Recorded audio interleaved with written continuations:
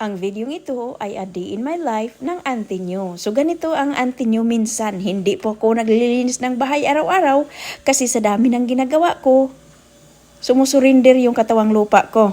Okay, so ngayon pasyahan ni auntie na maglinis. Paalala lang din sa mga manonood ko na ang mga video ko ay naka-fast forward para mabilis at hindi antukin ang mga manunood ko. So ganito ang ginagawa ni auntie, nilinis ko yung bedroom ko, pero yung bedroom ng anak ko hindi ko nilinis syempre. Kasi gusto ko siya yung maglinis ng bedroom niya at hindi ko ipapakita dahil baka magka-nightmare kayo. Kasi alam nyo na, ang teenager, iba yung style ng malinis at maduming kwarto sa kanila. So, hindi ko na lang ipinapakita. So, naglinis si auntie. Tapos, nagpasya ako na puntahan si uncle nyo. Pagtanaw ko doon kay uncle, nakatulala man siya uncle sa kisame. Sabi ko, nakakita ka ba ng anghel or liwanag? Tapos, hindi talaga yung nakadilat lang yung mata ni uncle. Sabi ko, buhay pa kaya ito? Sabi ko, nakikita mo na ba yung mga yumaong mga relatives mo? Ayun!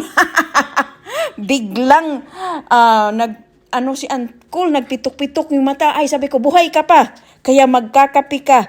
Babangon ka at magkakapi tayo. O, ayun, nabuhay pa pala si uncle. So, binangon ko siya, pinapili ko siya kung Lamborghini or Ferrari. Yung sasakyan niya, yung pinili niya, Yericher, which is the Ferrari. So, nag-Ferrari si uncle ngayong araw na to.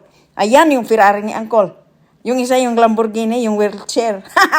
So, kailangan kong ibangon siya dito kasi nandito pa siya sa lupa. Akala ko talaga, wala na bang buhay ito kasi hindi gumagalaw yung mga pilikmata ni uncle. Oo, pero buhay pa si uncle, kaya ayan.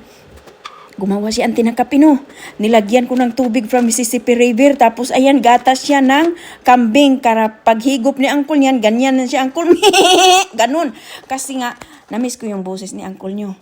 Tapos nilagyan ko ng thickener. Kasi pag walang thickener, ay hindi malulunok ni uncle yung tubig from Mississippi River. Yun lang yung ginagamit kong tubig para hindi masyadong tumaba si uncle.